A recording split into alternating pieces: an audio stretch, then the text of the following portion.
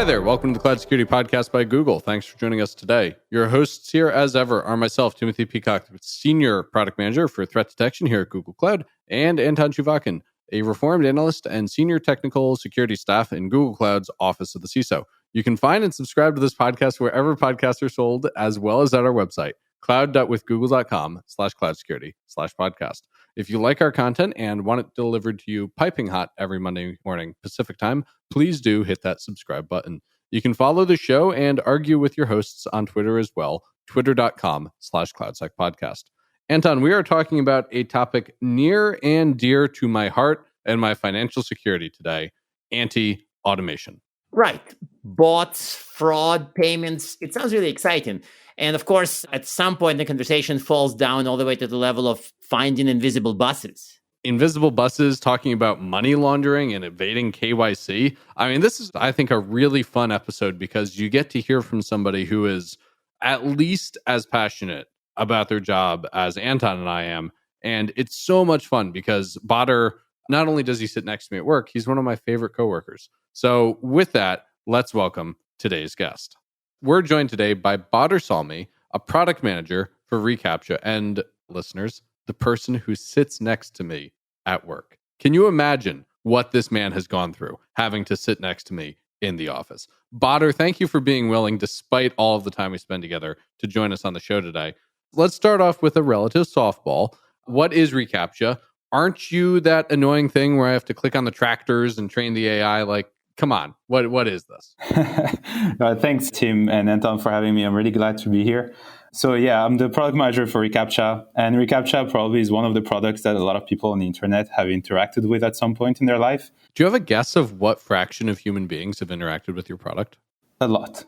A lot. Okay, a large fraction. Yes. But like a lot means like probably like billions would be conservative estimate, right? Yeah, and the conservative estimate probably billions. So you're another one of our billion user products, it turns out. Yeah. Huh. So there's over 5 million websites using reCAPTCHA. So you can imagine, if you factor the number of users per site on average, then you're probably in the billions indeed. Remarkable. So what is it? What does it do? Why do websites use it? What are those 5 million getting out of it? So actually, I'm glad I can explain that because being a product manager with this, I'm so passionate that I've actually done that line even with my friends and family.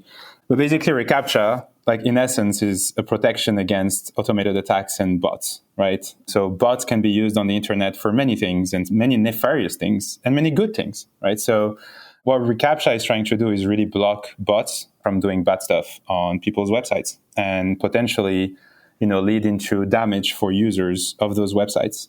One of the largest use cases is called credential stuffing, which stems from the fact that, some people reuse their passwords across websites. We just talked about No this. way, right? No way. That actually is this like one of those quintessential 1980s security threats which we have to fight with in 2020s? You know what's great about credential stuffing? It might be from the 1980s, but it didn't have a name until the 2010s. And I happen to know the guy who created the term. And I think I know that person too. Do you want to enlighten us a little bit, Tim, there? Well, it's one of the creators of the company I worked at 2 companies ago, Shape. And fun fact about the term credential stuffing, Anton was actually the only Gartner analyst to look at that term in a deck and say, What? Wait a minute, you guys made that up. You were the only analyst to ask what that phrase meant. Everybody else was intimidated into silence by how credibly it was presented. But fun fact, Anton won the analyst award at the office that day for being the only person to say, what the heck is credential stuffing? So reCAPTCHA fights credential stuffing. That's where we were. Among other things, yeah. So Among other things. Yeah, what you else? can think of anything that a bot can try to do on a website and abuse. Credential stuffing is usually used for account takeovers, but you can also use bots to create fake accounts in bulk. You can try to check out, very expensive sneakers that drop only, at a certain time. If you want to, go and get all the PS5s out there, for example, you'd create a bot, right? Inventory hoarding and things. So anything that's rare that humans will try to get their hands on and can be resold at a premium is something that you could try to get with a bot. And I think one thing I want to say, because you touched on that point, Tim, since 2018, there is an invisible version of reCAPTCHA, which is called reCAPTCHA v3. And it's gaining extremely, it's very popular to the point that hopefully, if you think a little bit about the last few years, you should have solved less and less I'm not a robot challenges. I've certainly solved fewer of them successfully In fact, they've gotten so hard, sometimes I wonder, am I a robot? That's a deeper question, right? But yeah, hopefully you should have solved less and less of these as more and more companies and websites of all sizes have embraced V3, which is more user-friendly and in that kind of frictionless UX that a lot of companies are trying to achieve today. And the way you explain it is instead of looking at pictures of the buses and turtles, you have to look at invisible pictures of the buses and turtles? That's right, exactly. Thank you. This is really... No. What does it do instead? There's no invisible buses. So, joke aside, what happens is you get, as the site owner, you get a risk score between 0 and 1, right, which is the likeliness of that request to be from a human, and you can instrument that in any way you want, which is much harder for bots to defeat because they'd have to reverse engineer the detection engine in that case, right? There is no more puzzle to solve, but also it allows a site owner to create their own challenges. Usually they opt for 2FA, right? That could be an SMS, an email, you name it. And the great thing as well is that it's more accessible in the sense that if you build that 2FA path for the user, you can choose to make it accessible for everyone who's using a screen reader and so on, right? Because it's hard for people with a screen reader to solve CAPTCHA, even though we've made it like WCAG compliant last year and everything, it's still not ideal, but the V3 is great for that, and it's much harder to reverse engineer too. So you get basically the same benefits while the buses are banished. Yeah, and also, you get even more protection because it's harder to break by bot makers, right? Because you don't have a challenge to solve anymore, right? So you can't train an AI, for example, to solve these things and so on. So better protection, better user experience as well, and so on. So. Because obviously somebody would use AI to crack reCAPTCHA, right? Like that's a great use case. Yeah. Is it really though? It's like kind of an abuse of AI superpowers, no? Oh yeah, 100%. So you're right on. So it's like every time I talk to people about like, SMS is very safe, right? And they tell you, well, SIM swapping is a thing. Well, yes, it's a thing, but it's a very small amount of people who get targeted by that because there is a very high value account behind it. Mm-hmm. It's like spear phishing. It's a lot of money that's invested in getting spear phishing, right? But at the end of the day, like if you do scaled attacks, you don't want to deal with all of this stuff, right? So correct. It's really reward and investment equation. V3 for scaled attacks makes it more expensive for attackers, right? I think we've got into threat model question without asking our question number 2, where you guys threatened me with legal. So go and ask it and I'll be quiet. I will ask question 2 since listeners, Anton is pouting right now because we're leaving out... I'm pouting, for sure. I am pouting. Question 2, Badr, before we get into threat models. We're talking today not just about reCAPTCHA and reCAPTCHA v3, but account defender in capital letters. What is account defender in capital letters? Capital letters? Well, actually, it's small. It's not capital letters. Oh, in the capital letters in my notes. It's small letters? Okay, what's account defender in little letters? Yeah, so account defender is a product we launched late last year, actually. And it's actually a natural evolution of the product. So the way reCAPTCHA has been instrumented over the years, we mentioned that earlier, right? It's been protecting contact forms for small websites or WordPress site owners, that they've used with their plugin. And then it's evolved naturally to get into the login aspect, right? Because there is a very high reward for attackers to get through and hijack an account. And so what we've noticed is that as we launched reCAPTCHA Enterprise a few years back and we got direct access to a lot more customers that we talked to, one of the biggest requests there was like, how can we better protect our authentication? Not beyond the credential stuffing piece, right? Because imagine now we're really good at blocking bots. So one behavior we see is that if you have no bot protection, you've got a lot of bots trying to attack your login button, then you install a bot mitigation solution. That goes down. But if you're actually a large site and there is a high reward in hijacking accounts on your platform, you'll see that now, they'll start hiring humans to solve these challenges or go through and hijack accounts. So what account defenders try to do is instead of trying to simply answer the question, is this a human or not? Account defenders trying to answer the question, is this the right human trying to connect, right? Or log in into their account. Not just any human, the right human. Exactly. Right. So impersonation rather than just a takeover act, but more like, is this being used by somebody else? Sorry, I didn't get the right human versus wrong human. Of course, if somebody takes over the account, they're their own human, right? Yeah, exactly. So think of like the attack vector, like if we weeded out the automated aspect thanks to reCAPTCHA Enterprise, right? It told you this is actually a human, instead of letting that pass through, Account Defender is going to tell you there is a deviation in the normal behavior we see for that user. You should challenge them. So it's risk-based authentication, basically. It's a new model, right? Oh, okay. Like adaptive auth. Exactly. And the way it works is that you can pass as what we call a hashed account ID. So basically you generate a hashed account ID, so of the identifier the user uses to log in. And that allows us to keep tabs on that hashed account ID every time they come back. And when there is a big deviation, either because you change devices or location and hundreds of other signals we look at through clustering, we'll be able to tell you, like, this time there's something suspicious going on, and we'll have a recommended action which tells you, hey, you should actually 2FA this user. So we've moved from just bot to risk-based authentication, which tells you, you should probably challenge this human because they're probably not the right human trying to log in. And that's a really nice evolution, I think, of the product. That's an awesome evolution. One of the things we saw at a former employer of mine that I won't name was once we got sufficiently good at stopping automation, the adversaries just switched to manual labor. Exactly. And we had this killer good signal for detecting what we called click farm, which was window size. So I would love to know what your signals are, but please don't say on the show because then we'd have to edit things. Maybe we can do that over coffee in the office. We'll do that time. over coffee next time. Yeah. When you think of the way we thought about it is we took a step back and thought of what are the steps that an attacker kind of goes through in order to be able to hijack the account of a user. They go first and harvest all of these leaked credentials, right? So we have password leak detection capabilities now that you can put on top of reCAPTCHA and Account Defender that will tell you, hey, the user is actually using leaked credentials now. Yeah, we GA'd the product last month, actually. Wait, that's awesome. Congratulations. Yeah, thank you. So we're super happy about that. And then the second thing is, okay, now that I have 1 billion credentials to test, I'm going to create robots to actually go and test them on large websites. So now you install reCAPTCHA and that stops those bots. And then the next thing is we want to make sure that this is the right human trying to log in. We've also actually done one last thing that is pretty great that we've launched recently is we've launched what I call the investigation API. So now that you're equipped with the hashed account ID, we're doing some clustering in the background.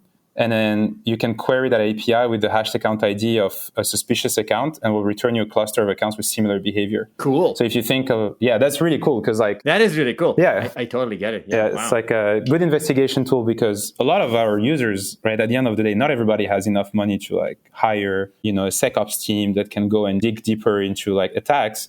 So simplifying that clustering for them and being able to start from that seed that they've identified as being bad and expand from there through clustering that we've done is saving them a lot of money and time. So that's incredible. So I think we kind of went through a bunch of things that I would call part of the threat model, but do you have a more formal kind of a structure so that maybe our audience would understand the threat model that this solves a little bit better? I get it. I have an account, I have a password, which is 4 characters and a username that's easily guessable. So a machine can easily get in. So I'm going to lose my account. Sure, account takeover is pretty clear, but what other threat scenarios does it cover and what does it handle really well? Yeah, so I think there's 2 main cases, right? So we've just talked through account takeover, which is probably the most widely spread one and also the most nefarious one because account recovery for anyone who has gone through the process with any company is really hard, right? So making sure that we block account takeovers for companies is really important because it's a lot of costs on support, etc. Right? And it's a lot. And for users as well, the fact that the company kind of let them down makes them feel bad. Even though at the end of the day, the whole threat is based on the fact that users are reusing their passwords. But passwords are just an imperfect, security system, but it's good enough that everybody can understand it, right? I think the other case that we covered that is really good and I'm very excited about developing more is fake account creations. As we've had more and more digital natives, especially during the pandemic, we've had this explosion of services that have moved online. You have a lot of these services offer free money basically when you sign up or when you refer accounts and people and friends and so on. So fake accounts have become a big problem. Think of it as well for misinformation, manipulation of reactions, etc. And so what Account Defender helps you to do is another thing, which is detecting fake accounts at the creation moment based on, again, hundreds of signals we're looking at. The cool thing as well is that through the register process, everything is an API response. So you can earmark that account and let them actually go through, look at the attacks that they're trying to perpetrate within, and then actually decide to shut down the account. And what you can do as well is use the investigation API we mentioned earlier, and we'll send you back a whole cluster of these dormant accounts. Oh, cool. Yeah. That's actually cool. Wow. Yeah. It's just, it's way cooler than buses and like reCAPTCHA circa 1998 or whenever it was. That's right. These are like huge revolutions, Badr. Yeah, I know. It's like something I'm extremely passionate about. I've been 7 years at Google working in anti-abuse, protecting, search users. I was in safe browsing before, protecting users against phishing and malware. And like now being able to actually do a lot of that for companies to be able to protect their accounts, right? And the data of their user, livelihood sometime of their user, the money of their user. It's like, that makes me super excited. So like, that's why I think we've brought that approach of, there's two things. There is empathy that we brought from the user perspective, was like how bad it is for a user to get their account hijacked and so on. But also the empathy into the developer, the DevOps team, the SecOps team, right? Like with the shift left now, there is a lot of like DevOps teams that have to do the job of security, counterparts, and simplifying all of that workflow for them is actually really important for us, and making sure that they have the tools they need there. So, and one last thing I wanted to add as well is that a lot of different attacks actually start from these two things, from either a fake account or an account takeover. The goal at the end very often is that they can use the accounts to do things like using stolen credit cards to purchase things, right? So you can have payment fraud coming out of these. There's a million things that you can do with a hijacked account. You can go around KYC, for example, right? So for example, let's say you've been banned for a certain account on like a crypto exchange. If you hijack someone's account, you can leverage their KYC to make transactions, withdraw their money, et cetera, et cetera. So there is a lot of like really bad consequences for people. So protecting your accounts is the number one, I think, priority for most security teams right there. So wait a minute.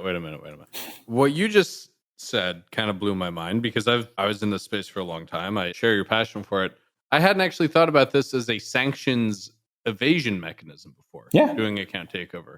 Jeez, that's gnarly. Yeah, well, that's true, right? Think about, like, say tomorrow you get booted out of a platform. I could just quote unquote, right? If I'm like an attacker, go and like get someone else's account and circumvent all of these KYC that they've already passed. Yeah, of course. Huh. Mm-hmm. Yeah, that's pretty nefarious. Attackers are very smart. Right? Like after 7 years of actively trying to figure out how we can get better, I'm impressed by the level of ingenuity like we see there, or of innovation we see in the space. Yeah, that's something I love about this job, actually, is you're playing against somebody in our space, Yeah, actually, it's like I'd recommend anyone who's working in this space to read about game theory in general, right? Because at the end of the day, you're working, like it's like a chess game where, you need to think of how the person in front of you is going to react to your decision, and then think of the next step. So that's kind of the thinking we bring as well when we think of all of these tools we're building. We're thinking of the SecOps team and like what tools are they using and what data they need to be able to make their next move against, adversaries. So you've kind of skipped many questions now answering our recommended reading, which is traditionally a closing question. So listeners, that's it for today. No, I'm just kidding. I do want to pick more at this account takeover question, though. Like, what are the other monetization paths with a stolen account? You could cash out rewards points. You could apparently evade sanctions. What else are they doing concretely to make money out of these accounts? Well, one of the big one that kind of encompasses the case, what we've talked about is the fact that you can resell these accounts on the black market, right? So I moved to the US a year ago, and I didn't know of all the regulations around gambling, for example, right? That's right. Right, Yeah, and so think of the value of like an account for online casinos and stuff like that. Like the value on the market is really high.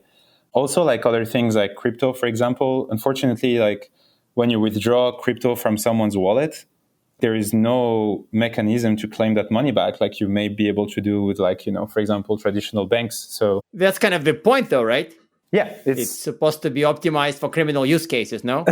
Exactly. I know you both are quite opinionated. I personally have self-custody over my crypto. I keep them on my wallet, and I would recommend probably anyone who doesn't do that to do it. How many cubic meters of Arctic ice are you personally responsible for having melted? Trust me, not many. I'm not. I don't have that many. That's mean. Okay, Anton, I think you have the next question here before we beat Bader up about his coin usage. Indeed, and I think I wanted to very briefly go into my somewhat favorite area from many years ago, namely payments, and of course, I'm going to mention PCI compliance simply because.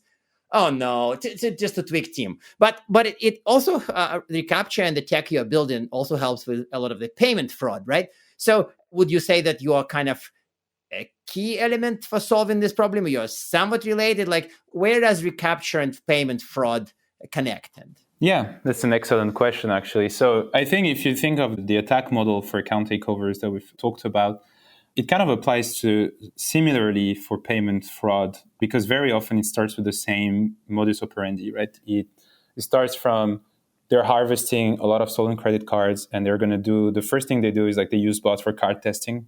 So one thing you can do there is that reCAPTCHA allows you to block the automated nature of the attack, right? Where just bots go and test these cards over and over to figure out which ones are valid, which ones have been canceled, etc., right? The second, and then again, we're working with our customers. One of the things that customers started asking is, can you actually go a step further and start telling me, is this potentially chargeback? Is this potentially fraud? Can I get more data so you can help me protect myself? And that's why actually the shift you'll see with our product strategy over time has been from being only a bot solution to being a full fraud solution. And to be a full fraud solution, we've done the first piece on account protections, but now we've moved into the payment fraud. So we've started doing more into, and that's a whole other topic, we can discuss in another podcast that I'd love to cover. But basically, we're looking into how we could solve for that problem exactly, right? How can we bring in more signals that would allow developers and businesses to detect payment fraud by leveraging reCAPTCHA, right? So yeah, it's a lot of exciting things to do with the product, given that it's deployed in line already at the point of attack, right? Through the JavaScript you implement on the page, if you're not, deploying reCAPTCHA at the edge through a WAF. So a lot of exciting opportunities ahead. So yeah, we're kind of evolving towards that full fraud solution as opposed to only bot management solution. Okay, so I look forward to having that conversation on the podcast as well. And God, the number of times I said deployed in line in my former life and all the cool things that meant. You're giving me flashbacks. Yeah, I'm really excited about it, yeah. So how about I ask a dumb question? Am I allowed to ask a dumb question? I don't think we can stop you. Well, there is that. Fine, yeah. So when I think for a second about protecting accounts, of course, in many cases, Google says, just use MFA. Yeah. Use multi-factor auth. Mm-hmm. And it's is this together with two-factor auth? Is this instead of two-factor auth? Or is this how does it relate to multi-factor authentication? Yeah, as we mentioned earlier, I think, we've moved into the invisible piece. So you don't have challenges to solve anymore. So now as a developer, you get that score and you decide, okay, I want to block traffic. I want to block this because it's a blatant bot. And then you're I want to let this user pass through because Account Defender and reCAPTCHA tell me that there is nothing suspicious. And then you have the in-between, right? Which is in that gray area. And this is where multi-factor authentication comes in as the preferred way for our customers to actually challenge users or bots in that case. And so we actually offer a 2FA solution right now in beta. It's one of the features we offer on top of the account protections bundle, right? So password leak detection, reCAPTCHA Enterprise, Account Defender, and multi-factor authentication, which gives you that full kind of account protection. So bang on, actually, 2FA is also my preferred way of doing it, because as much as I know SMS is universally understood as well, right? It's something that my parents who are not very tech savvy can use and understand, right? By using any service out there. And that's why I think it's such a popular way to do it. Or email, which is a better cost efficient way to do 2FA, right? Because SMS is very expensive for some companies. But yeah, 2FA is a key part of it, of course. Makes sense. Okay, so now we actually are just about at time. So we will ask the traditional closing questions. 1, recommended reading. And then 2, 1 tip for improving, I guess, account defense would be the topic today. Okay. I'd say, so is the reading actually anything that I've read or something? It's absolutely no, your call. Or we have had people recommend the books. There's a swear jar if you recommend the SRE book, though. There's an SRE. If you recommend an SRE book, you would be number 70 to recommend it. Okay. Actually, my favorite book, technical book I've ever read was called Code. Yeah, it's like it goes from explaining like a lot of like very technical. Wait, called Code? Just Code? Yeah, just Code. And it's basically a book that starts from telling you how, let's say, Morse works. And at the end, it explains to you, how the internet works and like how systems work and like how binary works. And the author is Charles Petzold. And I highly recommend it because I think as a product manager, very often I have to actually simplify things, right? We have to explain technical terms in plain words. And that book was, for me, something that allowed me to like put a lot of like technical concepts into perspective and like simpler words. So, and it's also just like beautiful to see the evolution of technology through the eyes of the author. So amazing. Yeah. Badr, thank you for the thoughtful tip there. Yeah. And then for the tip for account takeovers, I'd say use reCAPTCHA and account defender. Use reCAPTCHA is fine. It's fair. Absolutely. Yeah. We will not hold it against you. We have vendor hats. Here, mine is visible. Well, actually, I'm going to make an argument that over 5 million websites and growing are trusting our product today. And we're seeing more and more people are trusting V3 as well. It's actually a majority of our traffic is going through V3 now because I think they understood that it's harder to break. So yeah, that would be my pro tip. And use 2FA. Also, it's safe, usually. Amazing. Badr, thank you so much for joining us today and look forward to having you back on the show really soon. Yeah, thank you for having me. That was fun. And now we are at time. Thank you very much for listening and, of course, for subscribing. You can find this podcast at Google Podcasts, Apple Podcasts, Spotify, or wherever else you get your podcasts. Also, you can find us at our website, cloud.withgoogle.com/cloud-security/podcast. Please subscribe so that you don't miss episodes. You can follow us on Twitter, twitter.com/cloudsecpodcast. Your hosts are also on Twitter at Anton_Chuvakian and _Team Pico. Tweet at us, email us, argue with us, and if you like or hate what we hear, we can invite you to the next episode. See you on the next Cloud Security Podcast episode.